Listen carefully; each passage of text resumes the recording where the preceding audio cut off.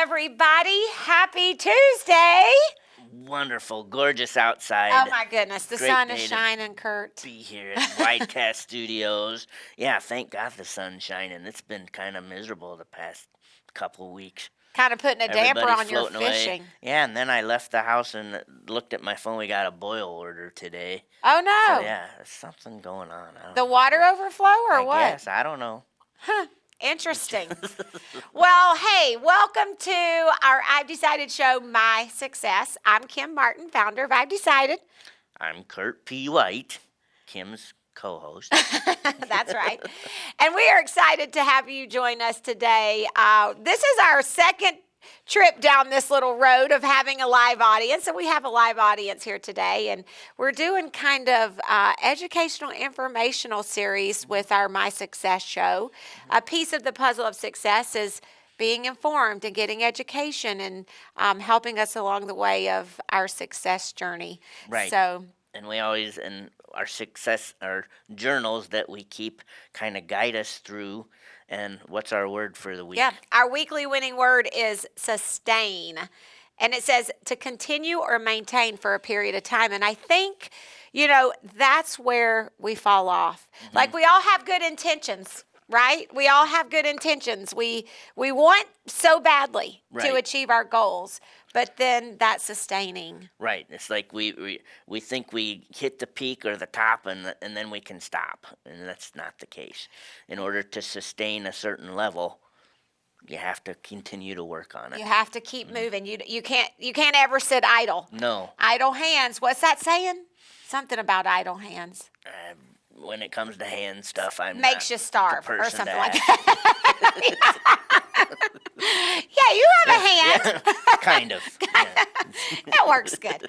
Anyway, awesome. So I'm excited about this show. I've been working with my friend Becka Brooks, and your friend too. She's your friend too. Oh, yeah. She's everybody's so friend. Talented. She's awesome. Yeah. She is very talented and has been helping us put together some tools for our 30-day One Decision Challenge. Mm-hmm. And we're going to put these tools in our 2020 Success Planner and Journal. And it's some trackers that can help you sustain, if you will, or just stay on track and just continue on that journey of success. And she's going to go over those with us and teach us a little bit about that. So we're going to turn the show over to Becka and let her introduce herself and take us through some goal setting and daily habit trackers, and let us have it, Becka. All right. I'm excited. Thanks, Me too. Becka. Thank you for having me. So one of the things that people run into whenever they're talking about goal setting, one of the biggest reasons that they don't accomplish goals is they say, I don't have enough time, right? We spend our days doing a lot of different things and not understanding that if we actually take a look at where that time is being spent, we probably have a lot more than we realize. So one of the tools that we developed for this challenge is something called a daily habit tracker. And this is really, really neat. Now, I will say it takes about a week. It's a little tedious for that week because you are tracking everything that you're doing for a week. But what you're going to find is that, for instance, on here we have work, meals, social media, time with your partner, time with your kids. If you go Sunday to Sunday and you track an hour increment for every single hour that you spend on these things and then add up the totals at the end of the week, you may find out that you're spending 20 hours a week on social media. And you're spending 10 hours a week watching TV, or you're spending 5 hours a week with your kids. So you're actually spending more time on social media and watching television than you are with your family. So that's one of the reasons that a tool like this can be really, really helpful, because setting a goal is great, but if you can't find the time to actually sustain and take each step as you go through, you've already lost, right? You're not going to accomplish that goal. So this is one of the tools that we're using. But the one that I get really excited about is something called mind mapping. Now, I was introduced to this back in the 90s. My sister worked for a company that actually taught this to corporations. The really cool thing about a mind map is that it lets you break things down into steps. So, for instance, if I put a piece of pie on this counter and said, go ahead, eat that pie, you could not eat the entire pie in one sitting without getting sick, right? You could try. Well, the getting sick part. It's Yeah. questionable. It's questionable. Hey, you know what? I will Most say, of us- I have come very close. But the point is, at some point, you have to stop. Right. Goals are like that too. If we look at a large scale goal and we decide that we are going to just dive right in without taking the steps, it's like trying to take that whole piece of that whole pie and shove it in your face at once. If you go through steps, you can then enjoy it a piece at a time and hopefully avoid the stomach ache and the dissatisfaction that comes along with it afterwards. So we're going to walk through an actual mind map. I'm going to show you guys just how to take something that is a little bit larger, break it down into smaller pieces so that you can then get to the point where you're accomplishing those goals. So the thing we do start out with first is, what is the goal? Somebody give me a goal, a big one, something bigger. I want to write a book. Okay, write a book. All right. So, and I'm left-handed, so forgive me while I turn my back here, but hopefully you'll left-handed. read We my... like left. Okay. Kurt said he's left-handed too. That's a really big project, right? I mean, that is just a very, very large goal. It's Right. lofty. Yep. So now what we need to do is break that down into some smaller steps. So the first step, writing your book. What do you think from this one step would be for writing a book? What is one of the very first things that you have to do? Subject. Having your subject, right? So you've got to have a defined subject. And this is going to look really funny because I'm writing at an angle, so I apologize. Okay, so defining your subject. And then after we've defined our subject, what is something else that we might want to do? In what environment are you, or where are you going to write this book? Right, finding location. like your At location. the time and Yeah. location. Okay. And then let's do one last one. What is one other step that you would take or need to prepare for in writing that book? Time or time. Well, publication would be kind of towards that bigger picture, but finding the time, right? Making so let's the put time. making the time. Scheduling maybe. So now we've got subject, location, and time. Now we break it down even further. So when we go into the subject, we can then jot down what the genre might be, and then jot down, and you can kind of see what I'm doing here, right? I'm starting to slowly put together a map.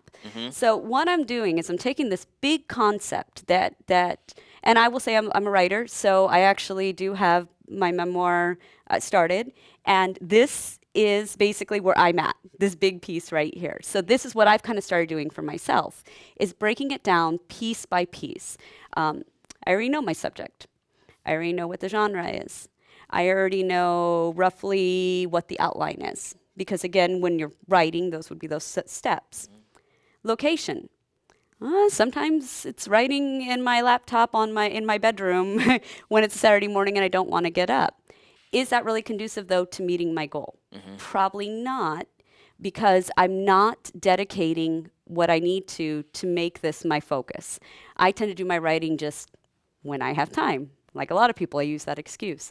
If I were going to do this, though, I would say that I am going to write in my home office and only in my home office on set days of the week. So I'm going to dedicate then Mondays, Tuesdays, and let's say Sundays. Time.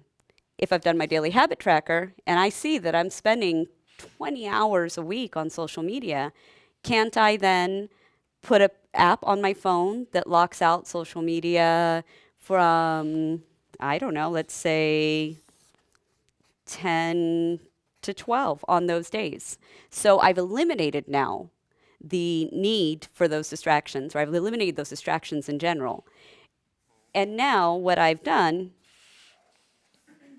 is made a commitment to doing it on these days. So the way that a mind map works, which is really, really interesting, is that a lot of times we say that we want to do something and we have really great intentions. We just don't know how to get started. This can help you break things down into smaller, more manageable pieces. I've actually done this when I've been in bad relationships. I've done this when I have had a project or a deadline to do. I've done this when I've had something that I really want to achieve and I just find that I'm procrastinating, I'm putting it off. Because if I can see things visually and see them in black and white, I'm far more likely to then be able to look at what's stopping me and what excuses am I making to not reach this goal, and what things do I really need to take into consideration here. If I looked over here at time, well, let's say I have kids at the house and they're really small and they're, taking a lot of my time after school, then I know one of the considerations that I could put is kids. I still want to have that time with them, right? So now when I'm putting in these considerations or things that would potentially be a deterrent to reaching that goal, now I can look at how do I work around that. So it's a really neat concept. Not something that's taught to a lot of people anymore. It was really big in the 90s and then just kind of filtered away. But I still think it's very, very effective, especially when we're talking about big ideas that we need to make into smaller, more manageable pieces. Another trick, use color. It actually stimulates both sides of the brain at once. So even when you're studying, for instance, you can use this technique if you're in school or you're trying to learn a new project for work. If you write in nonlinear fashion and you use lots of colors, listen to things like classical music, it actually stimulates both sides of the brain at once and helps you retain information better. So those are just some tips and tricks to help you kind of break things down, make them more manageable, and make it easier to sustain what you're trying to do. Well, and Becca, that's what I was going to ask, and you're Yes. alluding to some of the tips and tricks that for the audience and for us today. You're writing on a whiteboard. Yes. And you hear all the time, put your ideas down, write them. But what if you were going to give me advice on make your map, or it's interesting we used write a book because I've been writing one for 9 years now. Yeah, me too. But what would your advice be? Do you put it on a big whiteboard? Do you put it in the bathroom? Where do you keep it? How do you maintain, sustain your map? So what I suggest for sure is a whiteboard in an area that you know that you're going to come across every day. Again, we tend to kind of stop seeing things in our day-to-day lives. It just happens. We get comfortable with something. That's where the color helps too, because our eyes are naturally drawn to color. So when we're using these maps and we work with colors, it'll help to instinctually draw our eye to it. When you get something done, check it off. Yeah. Make a nice, bright neon color, check it off. Again, that's actually helping to ping the reward center in your brain that is saying, hey, job well done, which is going to motivate you to keep going down those steps. That's right. So yeah, there's just, whiteboard is great. I like to handwrite everything. I do caution people, get out of the habit with stuff like this, doing it on a computer. You're not actually utilizing all the areas of your brain that you can when you're just typing. So handwriting is more effective in And this that's case. why That's the we're going to biggest have it hiccup. in our success planner and journal for 2020. Yes. Perfect. So yeah. there are going to be goal mapping sheets in the success planner So and journal everybody that will you can have that. Oh, yes. Yeah. So everybody that's a community member or a business member of I've Decided, you get your success planner and journal, right? That's a part of being a member of our organization. You get your success planner and journal. And we hand these out in September. So at our half-day conference on September 7th, if you're a business member or a member of I've Decided at that time, you will get your 2020 success planners and journals. And then as people sign up all throughout the next year, obviously they pick up their success planner journal whenever they sign up. But it's just a tool that I just love that Becca has shared with us. And you know what? It reminds me of a SMART goal. Right. It reminds me of kind of what they've turned into a SMART goal. But the thing about a SMART goal, and that's a great process as well. We use that a lot. But some people don't really understand how to get to that SMART goal.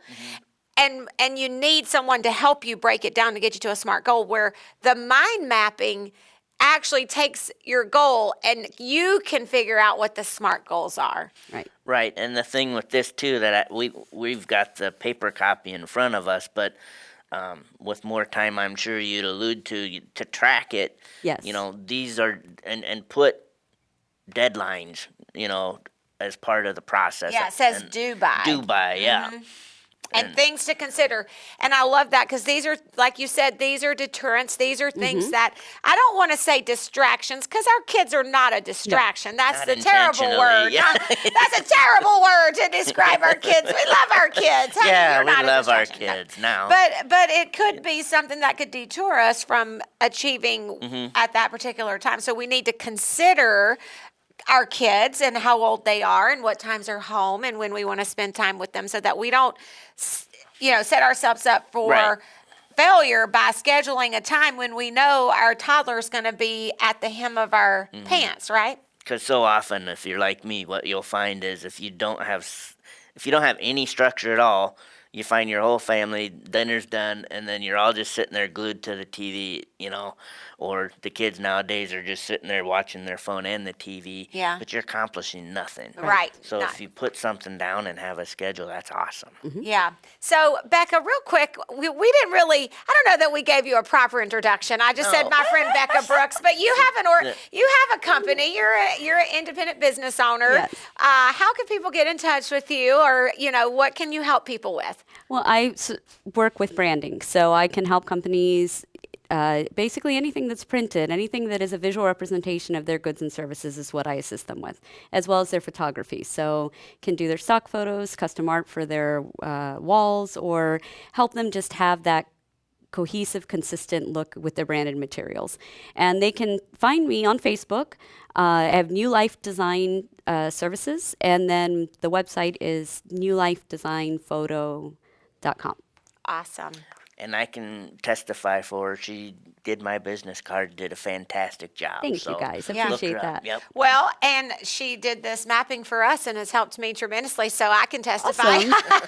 And I As she think you turns just red. gave your own self a testify too, by just explaining the goal mapping and your passion in helping. And that's what I decided is all about, right, Kurt? Absolutely. What Just we're here helping for. people, helping you achieve your goals and dreams, whatever that might be. So if you haven't joined our community, here's your invite. We'd love for you to check us out at I'veDecided.org, where you get all the tools, resources, motivation, everything. Get to know people like these people, like you, Kurt. Come see us at the garden. Come see us at the garden. Our next open event will be our Success Social, which is on Friday, June 28th from 4:30 to 6. Come see us and check out how we can help you. And thank you, Kurt, for being my co-host. Well, thank you. It's a lot of fun. Thank- Becca, thank you. Thank you. And our live audience, give you a clap for yourselves. Woo-hoo! That's awesome. And hey, thank you guys for tuning in. Would you drop us a message on the comments? Let us know you've been watching. If you have any questions, let us know. We want to answer those. And enjoy the rest of this beautiful Tuesday. We'll be back next week. You won't. You're leaving me all Oh, alone. I'll be here. I thought you said you were going to be gone. No, that was last month. Oh, well, never mind. You're trying to get rid of me already. No. I thought you were getting rid of me. All right. See you guys later. Have a great day. Awesome.